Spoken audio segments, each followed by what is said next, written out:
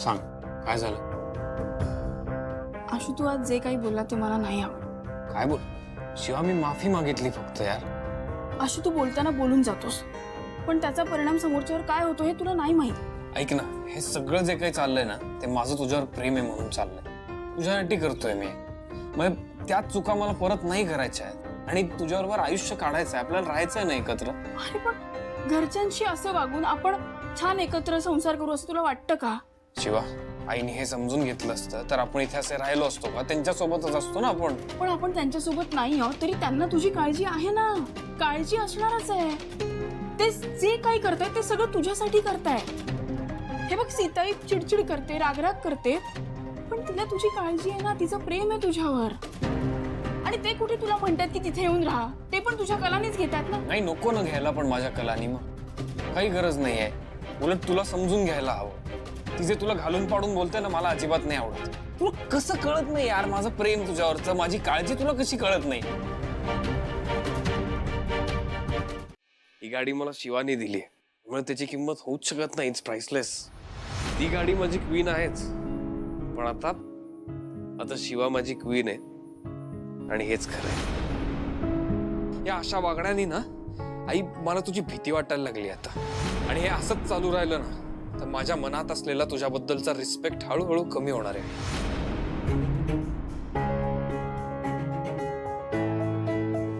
ताई, ताई काय झालं ग? तू बाहेर का नाही आलीस? ताई, माझं कुठे चुकतंय याचा विचार करत होते. माझ्या स्वतःचा मुलगा असं कसं बोलू शकतो माझ्याशी? ताई अगं असं काही नाहीये. तू उगाच मनाला लावून घेऊ नकोस. हं? आणि तुला माहितीये ना आपला आशू कसा आहे. तो हळूहळू थोडं शिकतोय सगळं. नाही, ठीक आहे, तो शिकतोय, पण मग त्याचं चुकत नसेल तर माझं कुठे चुकतंय? जो मुलगा कधी माझ्या शब्दाबाहेर सुद्धा गेला नाही, तो आज माझा एक शब्दही ऐकून घेत नाही. माझं वागणं त्याला पटत नाही. मला कळतच नाहीये मी असं काय वागलीये ज्यामुळे तो माझ्या विरोधात गेला. ताई, तो तुझ्या विरोधात नाहीये. फक्त त्याची मतं वेगळी आहे तेवढंच. आणि आपल्याला ते समजून घ्यायला हवं. ताई अगं, तू पण त्याच्या काळजीनेच बोलतेस ना, मग त्याच्यात तुझीही पूर्णपणे चूक नाहीये. पण तुम्हाला सगळ्यांना तो बरोबरच वाटतोय ना, मला वाटत नसलं तरी. पण मग असं काय जे मला दिसत नाहीये?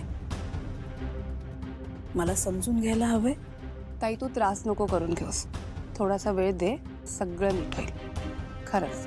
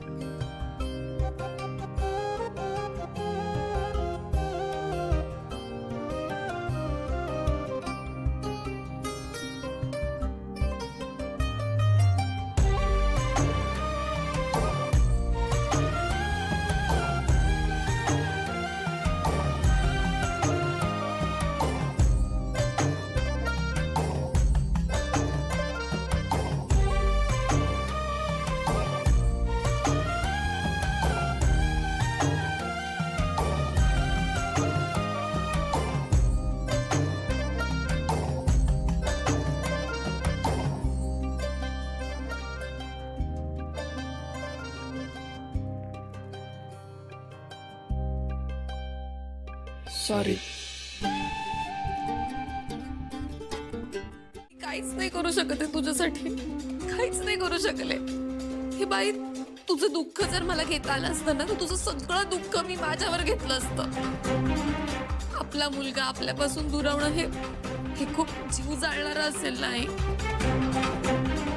हे ज्याला कळायला हवं तो तर लांबच चाललाय आपल्यापासून.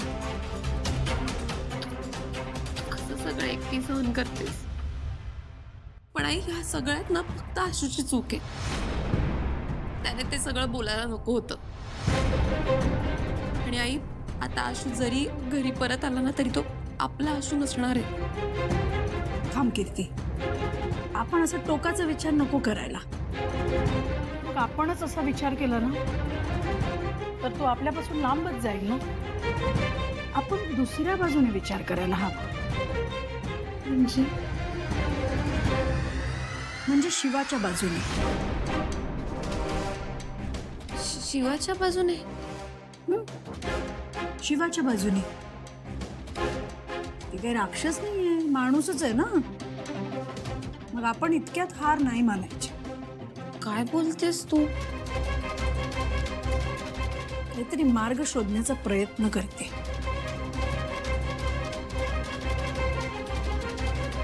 ठीक आहे, तुला तसं करायचं असेल तर तू तसं कर. पण जर शिवाच्या बाजूने विचार करणार असलीस ना तर आपण हरू आणि ती जिंकेल. ठरव तू.